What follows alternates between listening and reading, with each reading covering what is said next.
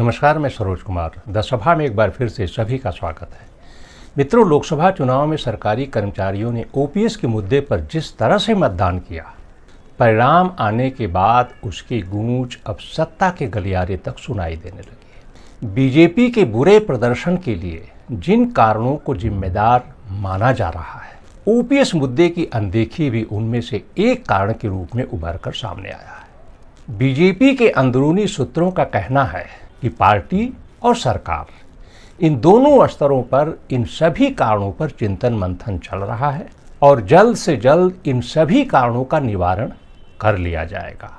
सरकारी कर्मचारियों के लिए ये खबर एक उम्मीद जगाने वाली हो सकती है, क्योंकि ऐसा लगता है कि 3-4 महीने के भीतर ओपीएस मुद्दे का कोई न कोई समाधान सामने आ सकता है।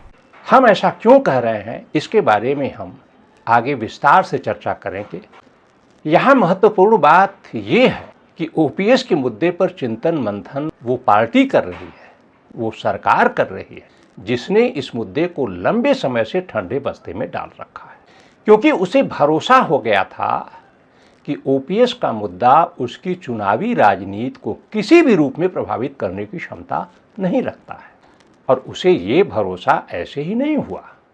आपको पता होगा कि पिछले साल के अंत में 5 राज्यों के विधानसभा चुनाव हुए थे: राजस्थान, छत्तीसगढ़, मध्य प्रदेश, तेलंगाना और मिजोरम। और उस चुनाव में ओपीएस की लड़ाई लड़ रहे संगठन एनएमओपीएस ने वोट फॉर ओपीएस का नारा दिया था।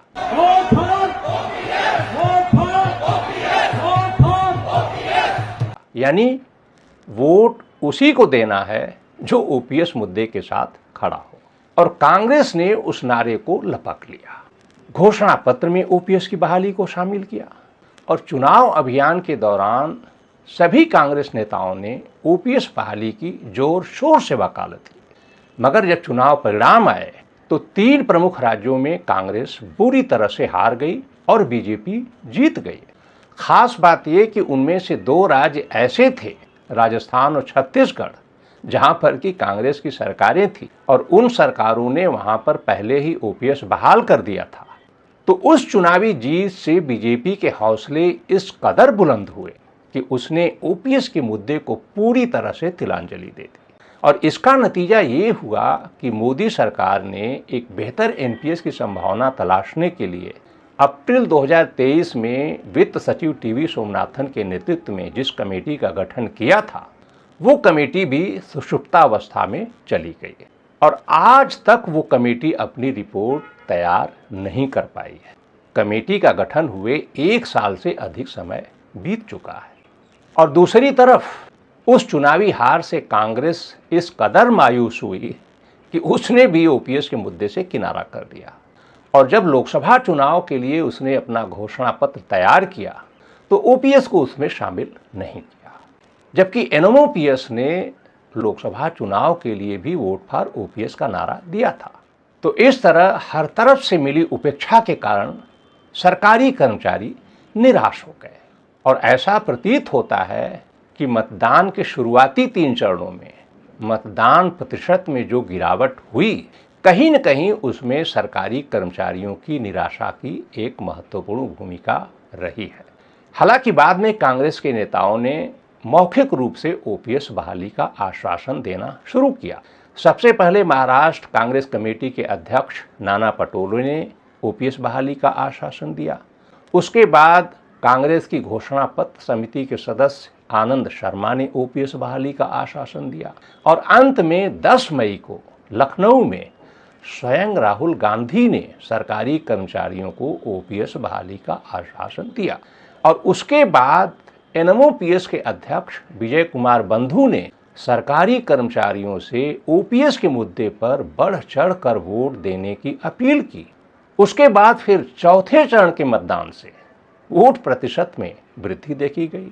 तो कहीं न कहीं वोट प्रतिशत में हुई वृद्धि में सरकारी कर्मचारियों की एक महत्वपूर्ण भूमिका रही है और वो भूमिका चुनाव परिणाम घोषित होने के बाद स्पष्ट तौर पर देखने को मिली है। क्योंकि जिन जिन राज्यों में बीजेपी का प्रदर्शन खराब रहा है, उन सभी राज्यों में पोस्टल बैलेट के मामले में इंडिया गठबंधन के उम्मीदवार एनडीए के उम्मीदवारों से आगे रहे। उदाहरण के तौर पर उत्तर प्रदेश को ही लीजिए। उत्तर प्रदेश की 80 सीटों में से 45 सीटों पर इंडिया गठबंधन के उम्मीदवार पोस्टल बैलेट में एनडीए के उम्मीदवारों से आगे रहे। तो यदि उत्तर प्रदेश में इंडिया 43 सीटें जीतने में कामयाब हुआ तो कहीं न कहीं उसमें सरकारी कर्मचारियों की भी एक महत्वपूर्ण भूमिका रही है। और यदि सरकारी कर्मचारियों ने पोस्टल बैलेट के जरिए इंडिया गठबंधन के उम्मीदवारों के पक्ष में मतदान किया तो निश्चित रूप से उनके परिजनों ने, उनके परिवारों ने ईवीएम के जरिए इंडिया गठबंधन के ही उम्मीदवारों को मतदान किया होगा। और इसी का नतीजा है कि उत्तर प्रदेश में बीजेपी 33 सीटों पर सिमट गई। और ये स्थिति तब हुई है जबकि सभी सरकारी कर्मचारियों ने ओपीएस के मुद्दे पर मतदान नहीं किया है, क्योंकि उत्तर प्रदेश में ही 35 सीटों पर एनडीए के उम्मीदवार पोस्टल बैलेट में इंडिया के उम्मीदवारों से आगे रहे हैं। और जिन 45 सीटों पर इंडिया के उम्मीदवार पोस्टल बैलेट में एनडीए के उम्मीदवारों से आगे रहे हैं, उन सीटों पर भी एनडीए के उम्मीदवारों को बड़ी संख्या में पोस्टल बैलेट के वोट मिले हैं। जाहिर तौर पर ज़्यादातर सरकारी कर्मचारी ही पोस्टल बैलेट के जरिए मतदान करते हैं। तो कहने का मतलब सभी सरकारी कर्मचारी ओपीएस तो चाहते हैं, मगर ओपीएस के मुद्दे पर एकजुट नहीं होना चाहते। और इसी का परिणाम है कि ओपीएस का मुद्दा आज तक सुलझ नहीं पाया है, जबकि देश में एनपीएस के अधीन लगभग 1 करोड़ कर्मचारी है। और इनमें से यदि आधे कर्मचारी भी एकजुट हो जाएं, तो हमारा दावा है कि ओपीएस का मुद्दा 1 हफ्ते के भीतर सुलझ सकता है।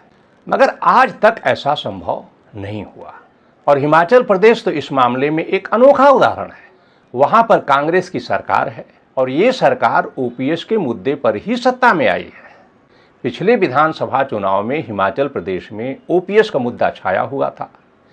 कांग्रेस ने ओपीएस बहाली का वादा किया और उसका परिणाम ये हुआ कि बीजेपी सत्ता से बेदखल हो गई और कांग्रेस सत्ता में लौट आई। और सत्ता में आने के बाद उसने ओपीएस बहाल भी कर दिया। मगर अब लोकसभा चुनाव में राज्य की 4 सीटें कांग्रेस हार गई। मगर यहीं पर लोकसभा चुनाव के साथ विधानसभा की 6 सीटों के लिए उपचुनाव भी हुआ और उनमें से 4 सीटें कांग्रेस जीत गई। अब इसका मतलब आप क्या समझते हैं? इसका मतलब ये हुआ कि हिमाचल प्रदेश के जिन मतदाताओं ने लोकसभा चुनाव में बीजेपी के उम्मीदवारों को वोट दिया, उन्हीं मतदाताओं ने विधानसभा के उपचुनाव में कांग्रेस के उम्मीदवारों को वोट किया। यानी हिमाचल प्रदेश के लोग चाहते हैं कि राज्य में कांग्रेस की सरकार बनी रहे ताकि उनकी पेंशन पर कोई खतरा न हो। जैसा कि आप जानते हैं कि हिमाचल प्रदेश में शायद ही कोई ऐसा परिवार हो जिसमें कोई न कोई सदस्य सरकारी कर्मचारी या पेंशनर न हो। और इसी का परिणाम था कि ओपीएस के मुद्दे पर हिमाचल प्रदेश में कांग्रेस की सरकार बनी थी। तो इस तरह से हिमाचल प्रदेश के लोग अपनी पेंशन बचाने के लिए राज्य में कांग्रेस की सरकार तो चाहते हैं, मगर केंद्र में उन्होंने कांग्रेस की सरकार बनाने के लिए वोट नहीं किया। और यदि वे ऐसा करते तो पूरे देश में ओपीएस बहाल हो जाता और केंद्रीय कर्मचारियों को भी ओपीएस का लाभ मिलता। तो कहने का मतलब सरकारी कर्मचारियों के भीतर जो मत भिन्नता है, जो अनेकता है, या कहें कि एकता का अभाव है ओपीएस के मुद्दे पर, उसी का परिणाम है कि आज तक ये मुद्दा लटका पड़ा हुआ है। फिर भी कर्मचारी संगठन अपने स्तर से प्रयास कर रहे हैं और खास तौर से एनएमओपीएस ने इस चुनाव में जिस तरह की कोशिश की है, चुनाव परिणाम में उसका असर देखने को मिला है। बीजेपी को निश्चित रूप से झटका लगा है और उसी झटके का परिणाम है कि सत्ता पक्ष के भीतर ओपीएस के मुद्दे पर चिंतन मंथन चल रहा है और ऐसा लगता है कि 3-4 महीने के भीतर ओपीएस के मुद्दे का कोई न कोई समाधान निश्चित रूप से हो सकता है, क्योंकि नवंबर-दिसंबर तक 3 राज्यों के विधानसभा चुनाव होने हैं, हरियाणा, महाराष्ट्र और झारखंड। बीजेपी की पूरी कोशिश होगी कि इन विधानसभा चुनावों से पहले उन सभी कारणों का निवारण कर लिया जाए जिन कारणों से लोकसभा चुनाव में उसका प्रदर्शन प्रभावित हुआ है। तो यदि ऐसा होता है तो ये कर्मचारियों की अपने आप में एक बहुत बड़ी जीत होगी। और ये जीत सिर्फ कर्मचारियों की नहीं होगी, देश की जीत होगी। क्योंकि हमने इस बात को बार बार कहा है और आज भी उस बात को दोहरा रहा हूं कि ओपीएस देश हित में है। बहरहाल इस मुद्दे पर आगे क्या कुछ होता है उस पर हमारी नज़र बनी रहेगी और जो भी अपडेट होगा उसकी जानकारी हम आपको देते रहेंगे। तो फिलहाल आज की सभा में इतना ही। हमारी ये जानकारी आपको कैसी लगी, अपनी राय से हमें अवगत कराएं, कमेंट बॉक्स में अवश्य लिखें। और यदि ये जानकारी आपको अच्छी लगे तो इसे लाइक करें, मित्रों परिचितों को शेयर करें और चैनल को सब्सक्राइब भी कर लें, ताकि जब भी हम अगला अपडेट, अगली कहानी जारी करें तो उसकी सूचना तत्काल आप तक पहुंच जाए। तो जल्द मिलेंगे एक नए विषय, नए मुद्दे, नए अपडेट और नई कहानी के साथ। तब तक के लिए हमें दीजिए इजाज़त।